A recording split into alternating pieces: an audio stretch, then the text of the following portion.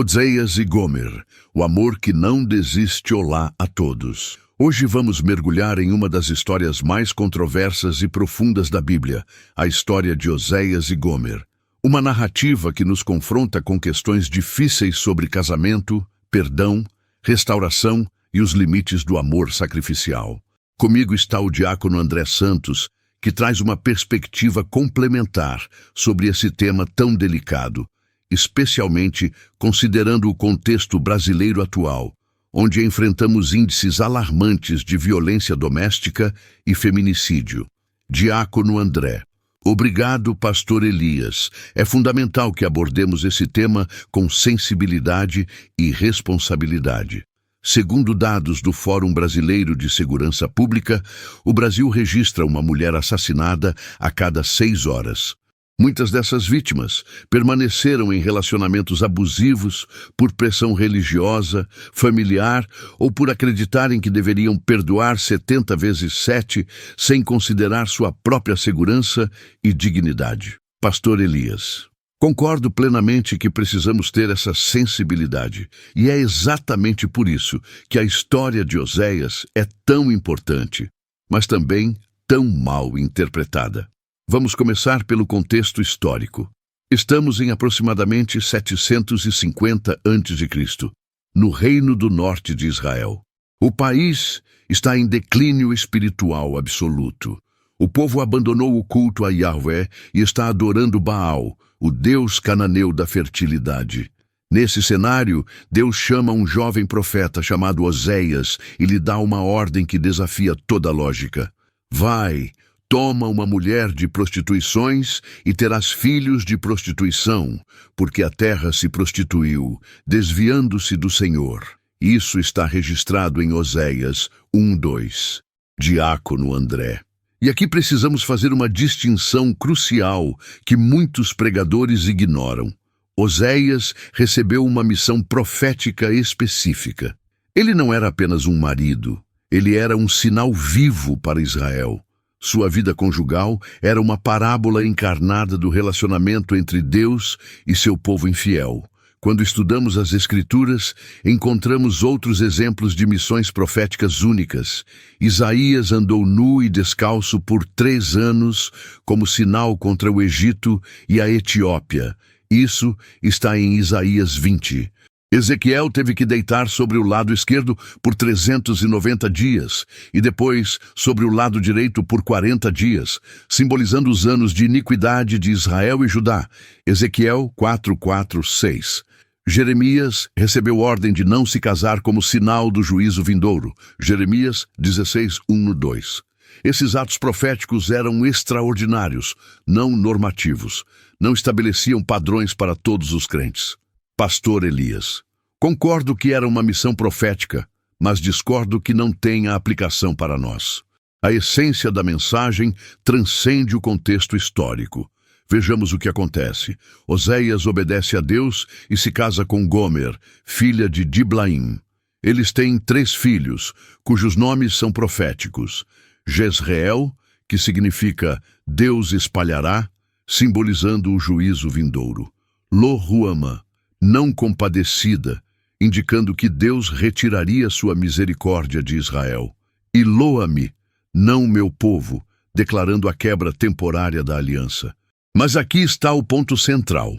Após o nascimento dos filhos, Gomer abandona Oséias e retorna à prostituição. Ela se envolve com amantes, procura outros deuses e eventualmente se vende como escrava, provavelmente para pagar dívidas ou por completa degradação. E o que Deus ordena a Oséias? Oséias 3:1 diz: Disse-me o Senhor, vai outra vez, ama uma mulher, amada de seu amigo e adúltera, como o Senhor ama os filhos de Israel, embora eles olhem para outros deuses e amem bolos de passas. Diácono André. E é aqui que precisamos ter muito cuidado com a interpretação e aplicação. Sim, Oséias foi buscar Gomer. Oséias 3:2 registra: Comprei-a, pois, para mim por 15 siclos de prata e 1,5 homer de cevada. Ele literalmente a comprou de volta da escravidão. Mas vamos analisar alguns detalhes que muitos ignoram. Primeiro, não há nenhuma indicação textual de que Gomer pediu para ser resgatada. Segundo, Oséias impõe condições claras após o resgate. Oséias 3:3 diz: Disse-lhe, tu esperarás por mim muitos dias, não te prostituirás, nem serás de outro homem. Assim também eu esperarei por ti. Há um período de separação, de purificação, de espera. Não é uma restauração imediata e incondicional. É um processo que exige mudança genuína. Pastor Elias. Sim, mas o ponto é que ele foi buscá-la. Ele pagou o preço, ele não a abandonou. E isso reflete o coração de Deus por nós. Romanos 5:8 declara: Mas Deus prova o seu próprio amor para conosco, pelo fato de ter Cristo morrido por nós, sendo nós ainda pecadores. Cristo nos resgatou, quando ainda éramos seus inimigos. Efésios 5:25-27 estabelece o padrão para os maridos. Maridos, amai vossa mulher, como também Cristo amou a igreja e a si mesmo se entregou por ela, para que a santificasse, tendo-a purificado por meio da lavagem de água pela palavra, para a apresentar a si mesmo igreja gloriosa, sem mácula, nem ruga, nem coisa semelhante, porém santa e sem defeito. O chamado do marido cristão é amar sacrificialmente como Cristo amou. Diácono André Pastor. Ninguém está negando o chamado ao amor sacrificial. Mas precisamos ser brutalmente honestos sobre algo. Cristo amou a igreja, que em última análise o aceitou. A metáfora da igreja como noiva de Cristo pressupõe uma resposta, uma reciprocidade, um arrependimento genuíno. Apocalipse 19, 7 e 8 descreve as bodas do Cordeiro.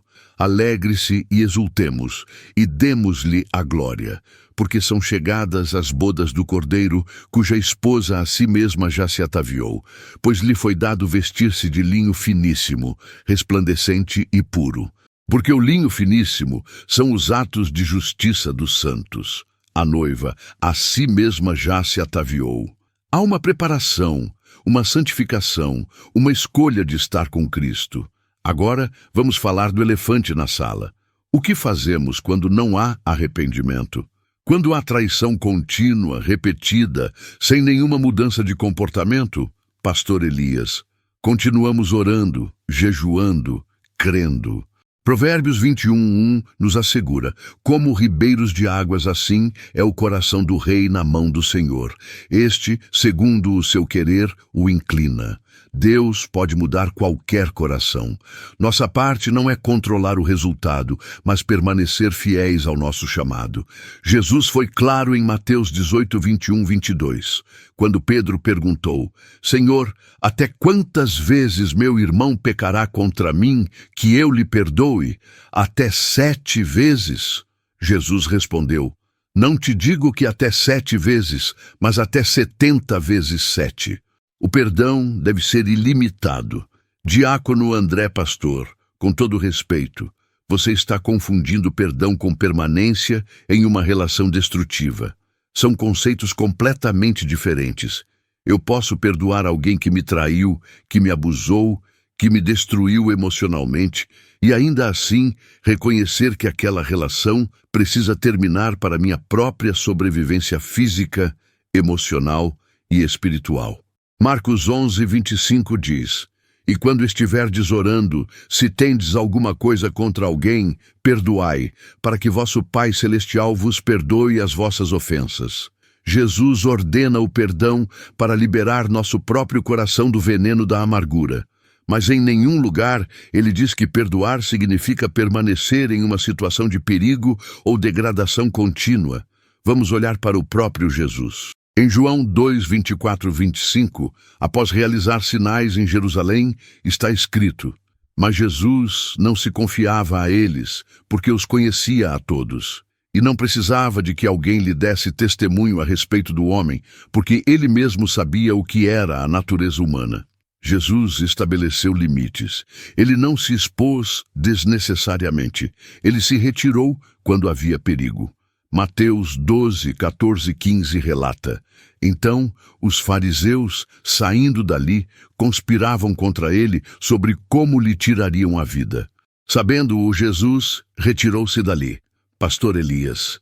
Mas Jesus também disse em Mateus 5:38-41, ouvistes que foi dito, olho por olho, dente por dente.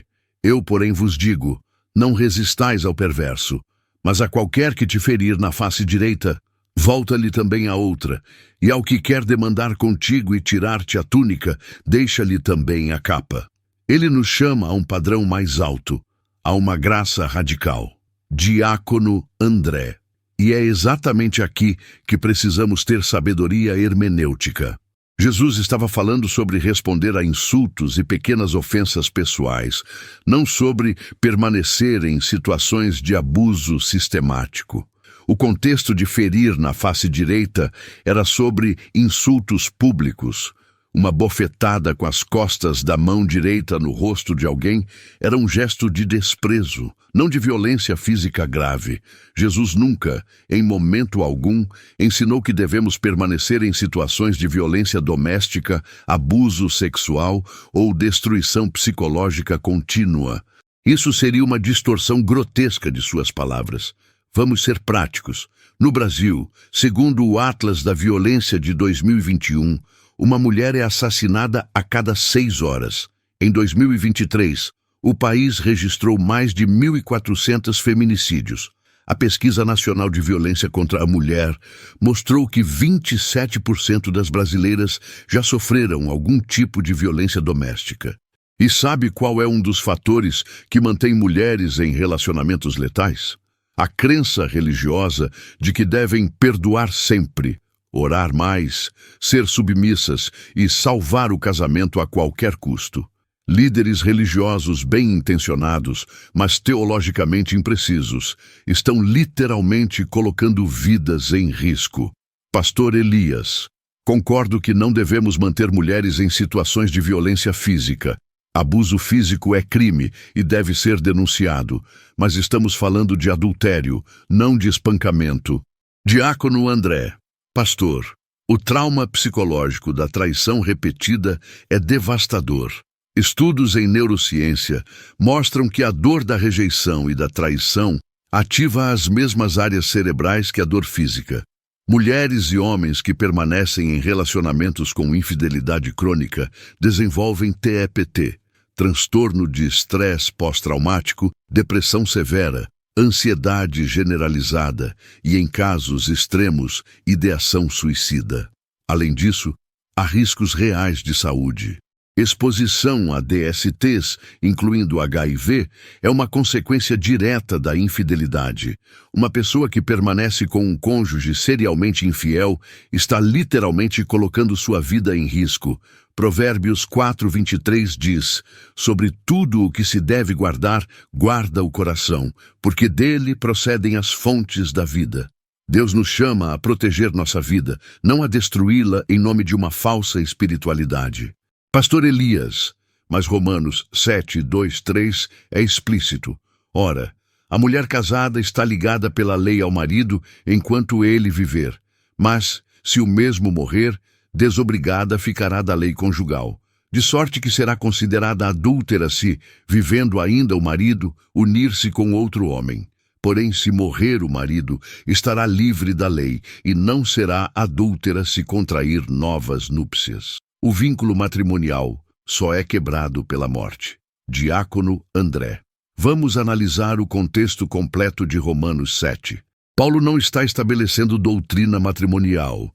Ele está usando o casamento como ilustração para explicar nossa relação com a lei mosaica. O capítulo inteiro é sobre como morremos para a lei através de Cristo. Romanos 7:4 continua. Assim, meus irmãos, também vós morrestes relativamente à lei por meio do corpo de Cristo, para pertencerdes a outro, a saber, aquele que ressuscitou dentre os mortos, a fim de que frutifiquemos para Deus. Paulo está fazendo uma analogia teológica, não estabelecendo regras absolutas sobre divórcio e novo casamento. Além disso, precisamos olhar para o ensino direto de Jesus e Paulo sobre casamento. Em Mateus 19:9, Jesus declara, eu, porém, vos digo, quem repudiar sua mulher, não sendo por causa de relações sexuais ilícitas, e casar com outra comete adultério. Jesus dá uma exceção clara: porneia, imoralidade sexual.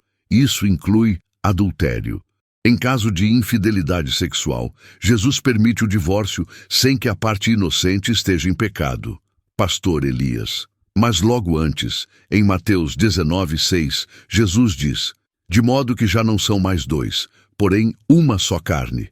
Portanto, o que Deus ajuntou, não o separe o homem. Diácono André correto. O que Deus ajuntou. Mas quando uma das partes quebra a aliança através de adultério, será que Deus ainda considera aquele casamento como ajuntado por ele? Ou será que a aliança já foi violada pela infidelidade? Vamos para 1 Coríntios 7, onde Paulo trata especificamente de situações matrimoniais problemáticas. Versículos 10, 11.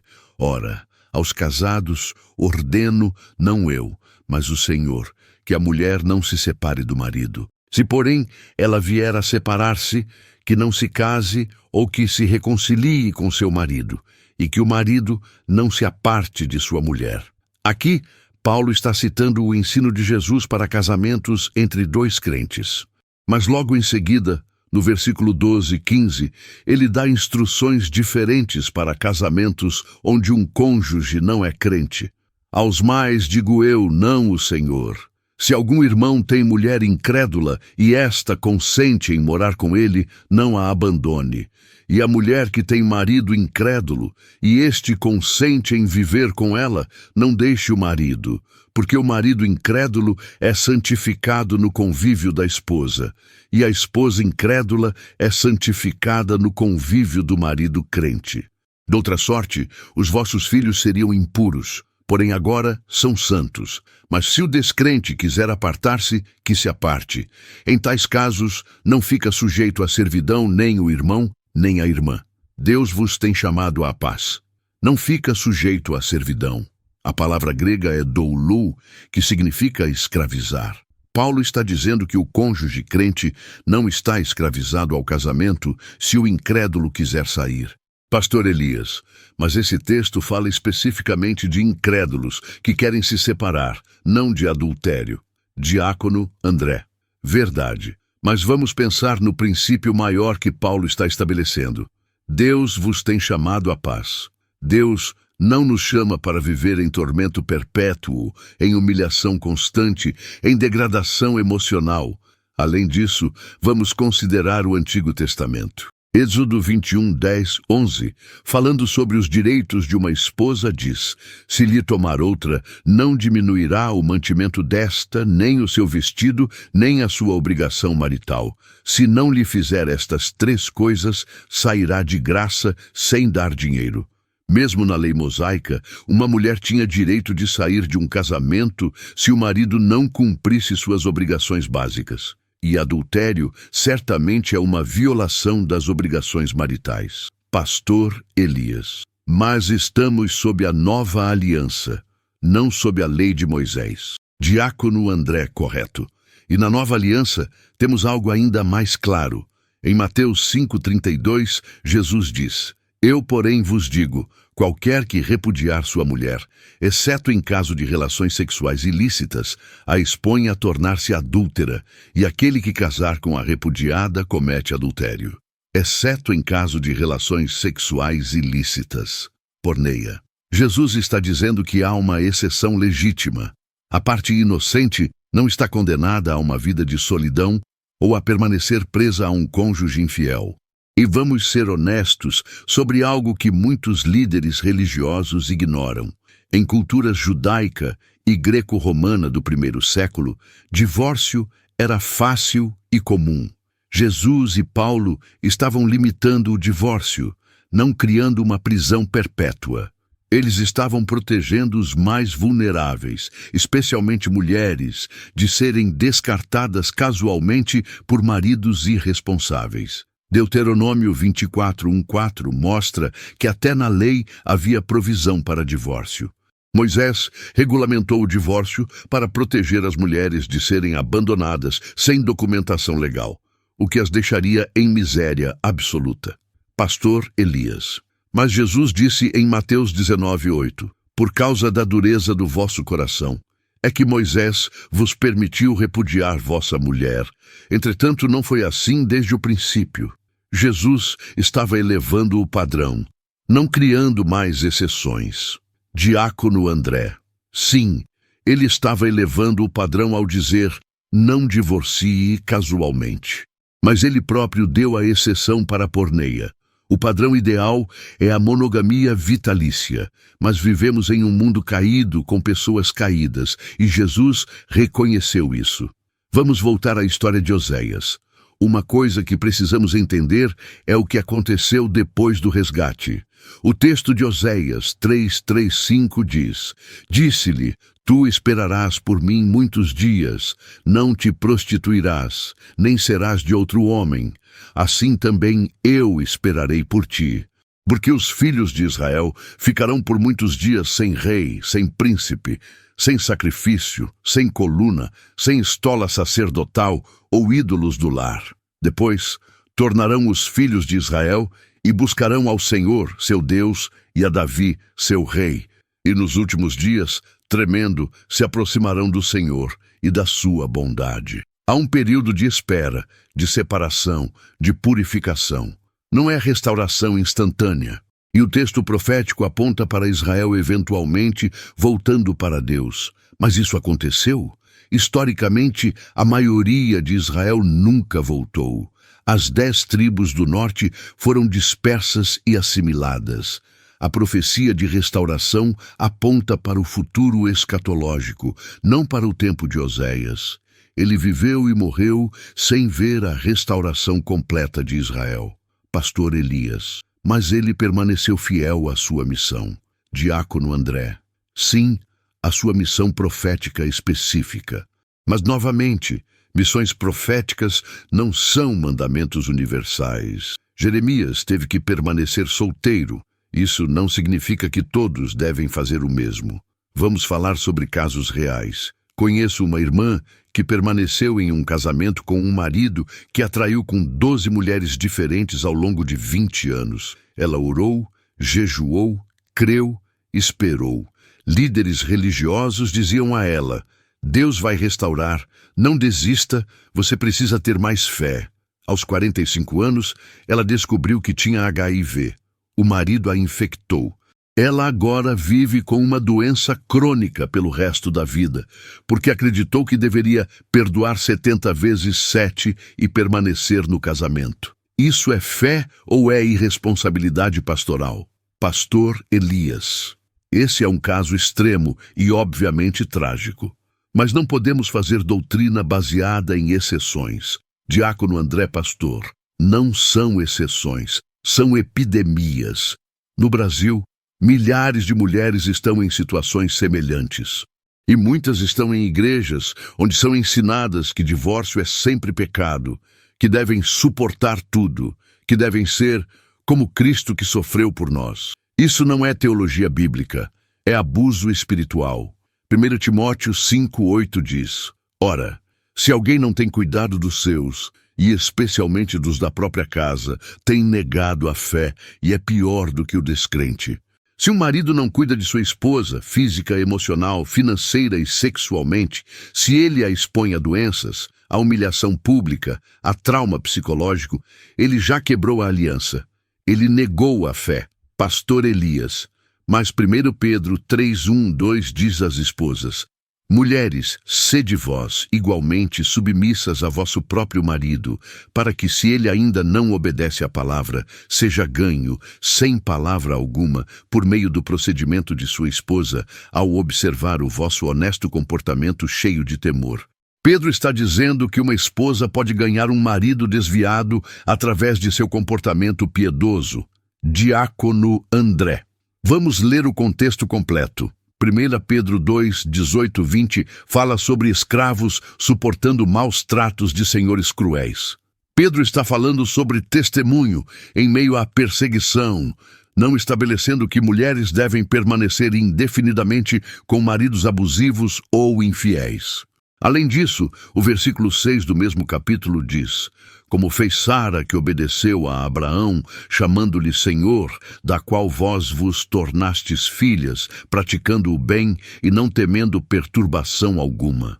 Não temendo perturbação alguma.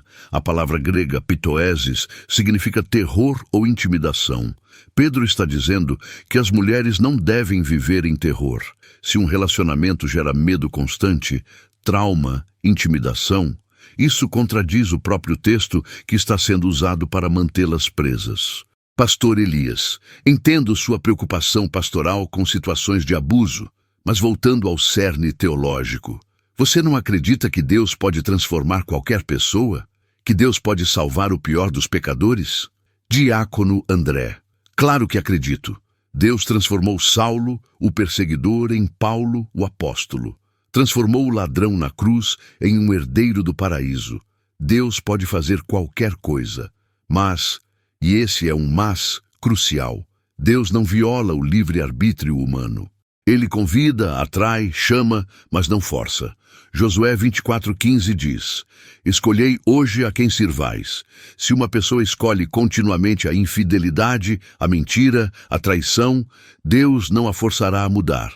E o cônjuge fiel não pode ser mantém refém dessa escolha por décadas a fio. Pastor Elias. Mas nossa fé deve ser como a de Abraão, que esperou contra a esperança. Romanos 4:18. Diácono André. Abraão esperou pela promessa de um filho, não permaneceu em um relacionamento abusivo. Contexto importa. Hebreus 11:1 define fé como a certeza de coisas que se esperam, a convicção de fatos que se não veem. Mas Hebreus 11 também mostra que fé às vezes significa deixar situações perigosas, como Moisés deixando o Egito, como Raabe saindo de Jericó. Fé não é passividade suicida, é confiança ativa em Deus, que às vezes nos chama para sair, não para ficar. Pastor Elias. Mas voltando a Oséias, o livro termina com uma mensagem de esperança.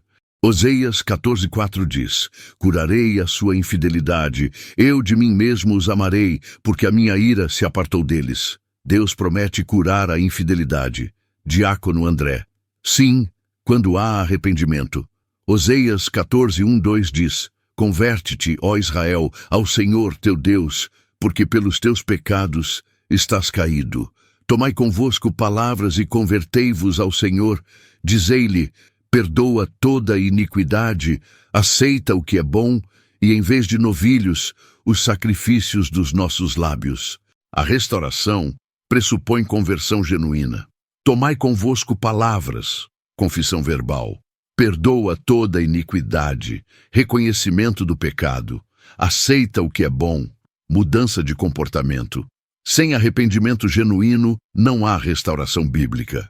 E um cônjuge fiel não pode ser mantido em limbo eterno, esperando por um arrependimento que pode nunca vir.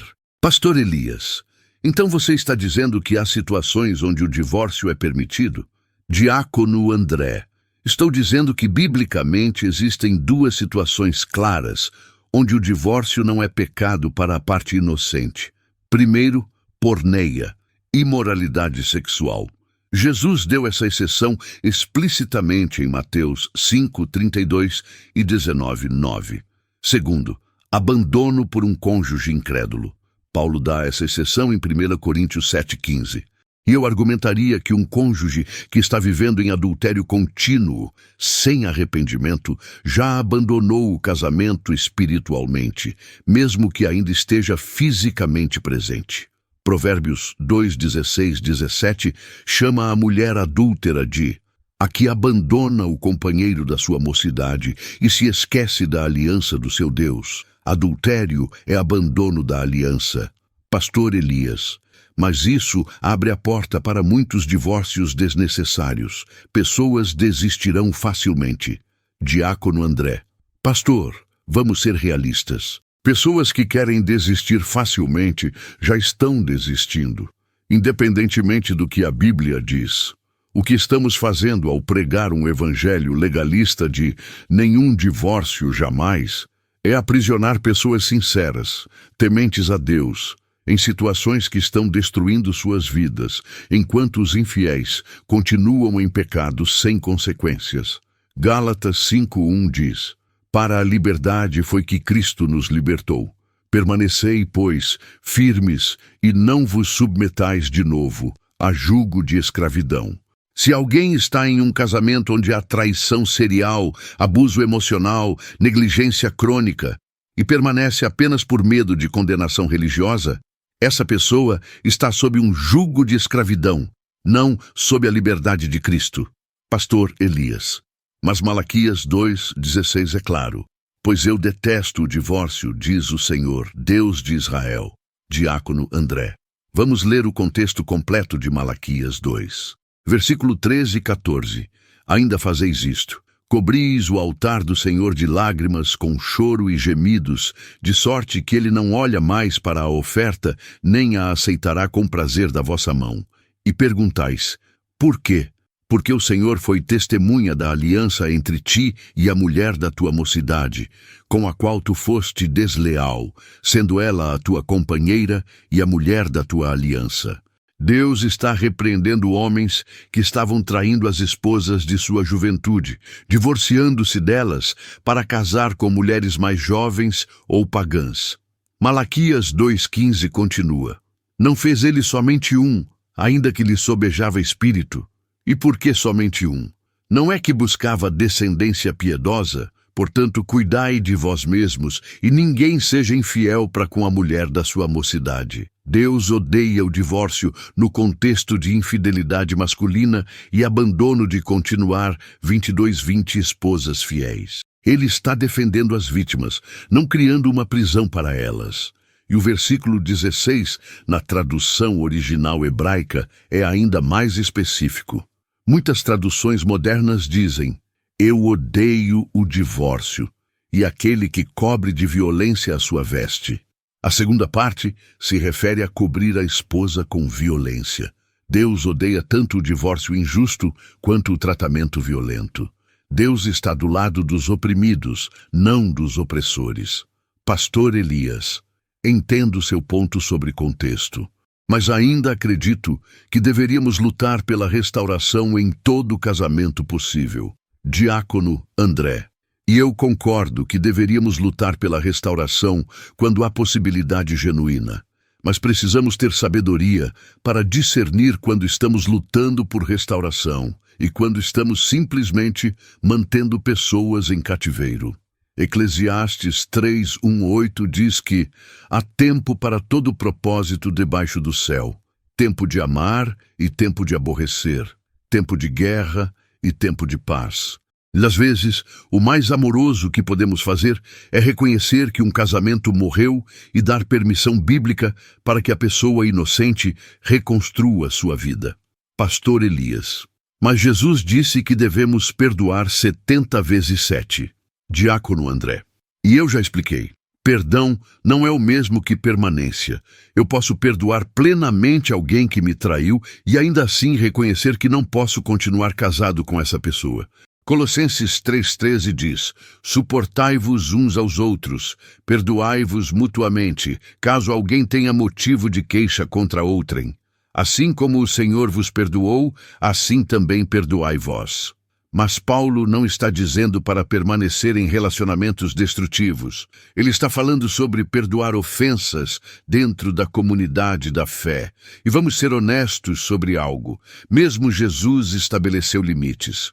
Mateus 7:6 diz: Não deis aos cães o que é santo, nem lanceis ante os porcos as vossas pérolas, para que não as pisem com os pés, e voltando-se vos dilacerem. Jesus está dizendo que há momentos onde precisamos proteger o que é precioso, incluindo nossa própria vida e dignidade de pessoas que continuamente o profanam. Pastor Elias. Isso me parece uma capitulação ao mundo. Paulo disse em Romanos 12:2, E não vos conformeis com este século. Diácono André. Não me conformar com o mundo não significa aceitar abuso em nome da religião. O mundo diz: faça o que te faz feliz, abandone responsabilidades facilmente. A Bíblia diz: tome sua cruz, ame sacrificialmente, perdoe generosamente. Mas a Bíblia nunca diz: permita que destruam você repetidamente enquanto você sorri e chama isso de santidade. 1 Coríntios 6, 19 e 20 diz: acaso não sabeis que o vosso corpo é santuário do Espírito Santo que está em vós, o qual tendes da parte de Deus, e que não sois de vós mesmos, porque fostes comprados por preço? Agora, pois, glorificai a Deus no vosso corpo. Meu corpo é templo do Espírito Santo. Se alguém está continuamente profanando esse templo através de traição, exposição a doenças, abuso emocional, eu tenho não apenas o direito, mas a responsabilidade de proteger o templo de Deus. Pastor Elias, voltando à nossa pergunta inicial, o que Oséias nos ensina? Ele nos ensina sobre o amor inabalável de Deus, que Deus não desiste de nós mesmos quando somos infiéis, e que somos chamados a refletir esse amor em nossos relacionamentos. Diácono André. E eu concordo com essa teologia. Deus nos ama infinitamente. Mas precisamos entender que Oséias era um profeta com uma missão única de ser um sinal vivo. Ele não estava estabelecendo doutrina matrimonial universal. E mesmo na história de Oséias, vemos que Deus eventualmente julga Israel. O Reino do Norte foi destruído pela Assíria em 722 a.C. As consequências do pecado foram reais e devastadoras. Amor não significa ausência de consequências. Hebreus 12:6 diz: porque o Senhor corrige a quem ama e açoita a todo filho a quem recebe. Às vezes, a consequência amorosa do adultério crônico é o fim do casamento. Pastor Elias. Mas isso não deixa a porta aberta para que pessoas justifiquem divórcios que Deus não aprova? Diácono André.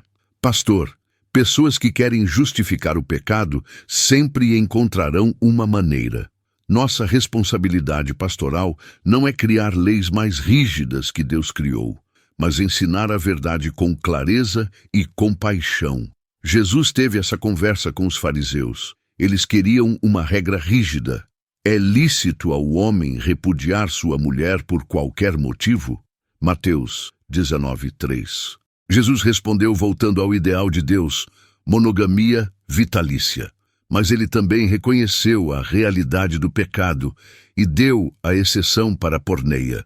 Jesus manteve o padrão alto, mas também mostrou misericórdia aos quebrantados. João 8, a mulher pega em adultério.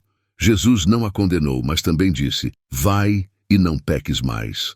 Nosso papel pastoral é equilibrar verdade e graça, padrão e misericórdia, ideal e realidade. Pastor Elias, então, resumindo sua posição, você acredita que há circunstâncias bíblicas onde o divórcio não é pecado? Diácono André. Correto. Baseado no ensino explícito de Jesus em Mateus 5:19 e de Paulo em 1 Coríntios 7, acredito que porneia, imoralidade sexual e abandono por um cônjuge incrédulo são exceções bíblicas legítimas. Além disso, acredito que situações de abuso físico, emocional ou psicológico grave constituem uma forma de abandono e quebra da aliança que justificam separação, mesmo que tecnicamente não se enquadrem nas duas categorias explícitas. E acredito que nossa responsabilidade pastoral é proteger os vulneráveis, não mantê-los presos em situações destrutivas através de interpretações legalistas das Escrituras. Pastor Elias, e eu mantenho que o ideal de Deus é sempre restauração, que devemos lutar pelo casamento com tudo que temos, que o divórcio, mesmo quando permitido, ainda representa uma falha do plano original de Deus.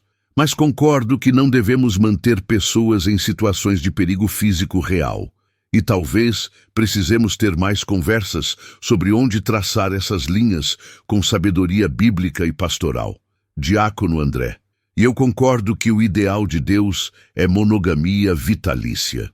Gênesis 2:24 estabelece esse padrão. Por isso deixa o homem pai e mãe e se une à sua mulher, tornando-se os dois uma só carne. Mas precisamos ministrar em um mundo caído para pessoas quebrantadas com sabedoria, compaixão e fidelidade às Escrituras. não apenas a textos isolados, mas ao conselho completo de Deus. Pastor Elias. Talvez a tensão entre nossas posições reflita a tensão nas próprias Escrituras, entre o ideal de Deus e a realidade do pecado humano, entre a santidade de Deus e sua misericórdia, entre justiça e graça. Diácono André. Exatamente. E talvez nossa responsabilidade não seja resolver completamente essa tensão, mas ministrá-la com sabedoria. Efésios 4:15. Seguindo a verdade em amor. Verdade sem amor se torna legalismo cruel. Amor sem verdade se torna sentimentalismo permissivo. Precisamos de ambos. Pastor Elias. Nisto concordamos plenamente. Que Deus nos dê sabedoria para ministrar às pessoas reais que enfrentam essas situações devastadoras. Que nunca tornemos o jugo mais pesado do que Cristo o fez, mas que também nunca baixemos o padrão de santidade que Deus estabeleceu. Diácono André, amém. E que sempre lembremos que do outro lado dessas discussões teológicas há pessoas reais, feridas, confusas, desesperadas por direção. Pessoas que precisam ouvir tanto a verdade de Deus quanto experimentar sua compaixão. A história de Oséias e Gomer nos lembra que Deus ama os infiéis, mas também nos lembra que Ele odeia a infidelidade. Ele chama ao arrependimento. E quando há arrependimento genuíno, oferece restauração completa. Mas quando não há arrependimento, quando há dureza de coração persistente, as Escrituras também oferecem um caminho de libertação para os fiéis que foram traídos. Nossa responsabilidade é discernir sabiamente, amar profundamente e apontar sempre para Cristo, que é o mesmo ontem, hoje e eternamente. Hebreus 13:8. Em sua santidade, em seu amor, em sua justiça e em sua misericórdia.